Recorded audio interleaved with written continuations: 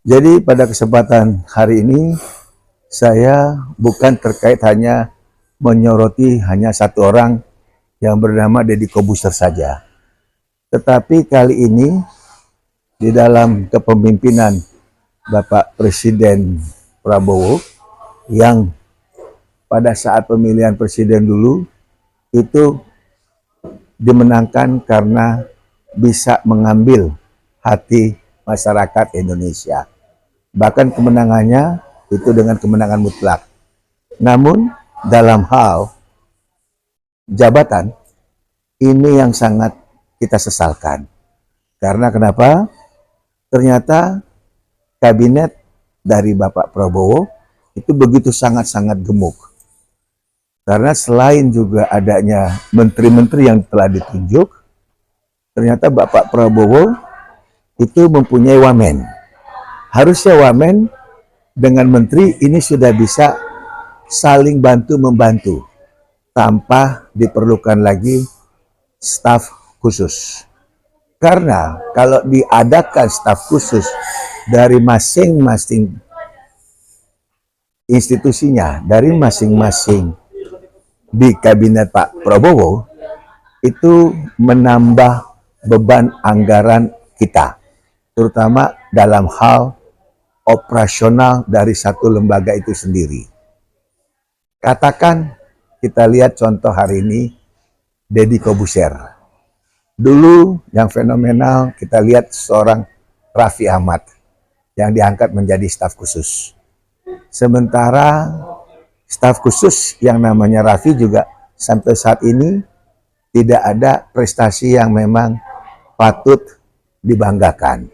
Nah, hari ini kita dipertontonkan lagi ada dari Menteri Pertahanan itu mengangkat staf khusus yang bernama Deddy Kobuser. Ini sangat-sangat tidak membuat kita kaget. Karena Deddy Kobuser sebelumnya juga pernah diangkat menjadi Letnan Kolonel titular. Nah, itu berarti Deddy ini sangat diperhatikan oleh para pejabat di Republik ini. Terbukti hari ini juga dia menjadi staf khususnya di Menteri Pertahanan. Nah, ini sangat kita sayangkan, apalagi staf khusus dalam hal ini terkait komunikasi. Kita tahu di Departemen Pertahanan itu ada orang-orang hebat, terutama di bagian Kapuspen, yaitu penerangan, itu adalah orang-orang yang memang profesional dan mengetahui dalam-dalamnya daripada Departemen Pertahanan. Nah, dengan diangkatnya Deddy Kobuser sebagai staf khusus di bidang komunikasi, ini kita sangat tidak pas. Karena kenapa? Ini membuktikan bahwa pemerintah masih membutuhkan seseorang yang memang dianggap itu lebih untuk mengkomunikasikan tentang Departemen Pertahanan daripada TNI itu sendiri.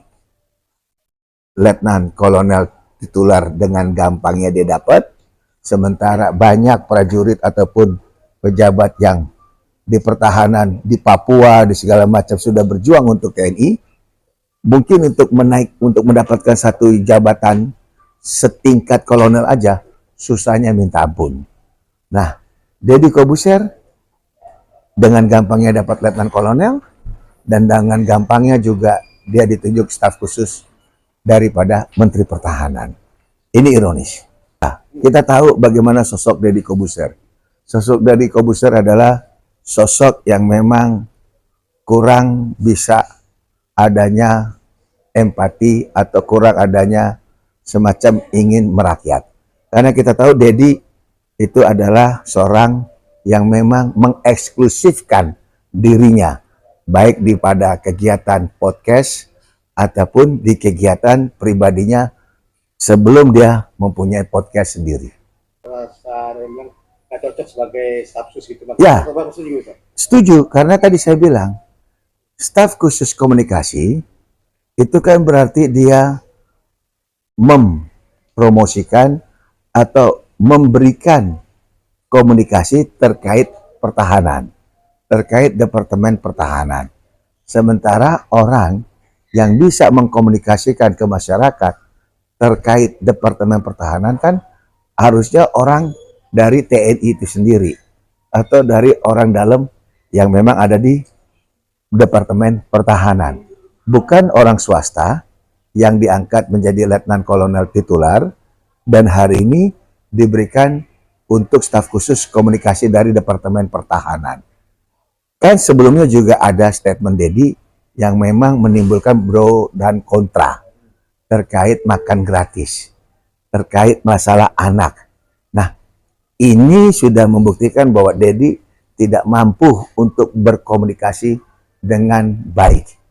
Hanya dengan cara-cara yang memang seolah-olah ya dugaannya itu dia egonya tinggi. Nah, ini yang kita salah sayangkan. Kita bukan bicara tidak cocok atau tidak apanya. Orang komunikasi itu adalah orang yang gampang bisa diajak diskusi, bisa diajak memberikan tutur kata yang memang santun, yang tidak dengan arogan, yang tidak dengan tampang yang memang seolah-olah dirinya punya powerful. Itu harusnya seorang komunikasi itu lebih banyak memunculkan kesederhanaan, memunculkan daripada lemah lembut, daripada perkataan-perkataan yang memang tidak untuk dengan arogan, dengan cara yang menutup, itu yang tidak pas. Kalau masalah gaji, seluruh pejabat juga pada saat pelantikan itu dibilang tidak akan mau mengambil gaji dan tunjangan. Tapi jangan lupa, seorang yang namanya Dedi, betul dia tidak butuh uang, karena uangnya juga udah banyak, karena dia orang kaya. Nah, kalau orang kaya kayak model Dedi, uang itu bukan segala-galanya. Yang dikejar adalah sama Dedi, yaitu powerful. Contoh,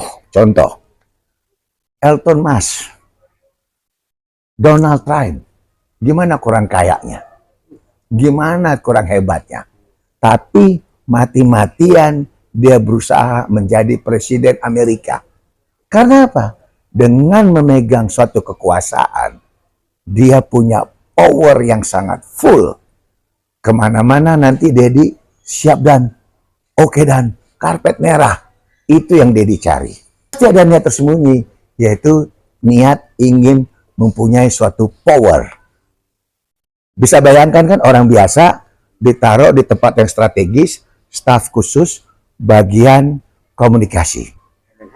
Kemenhan lagi, yang tahu dong, di situ adalah pejabat-pejabat teras dari TNI kita, yang rata-rata jenderal-jenderal aktif yang mempunyai kekuasaan luar biasa, baik pertambangan, bisnis, dan seterusnya.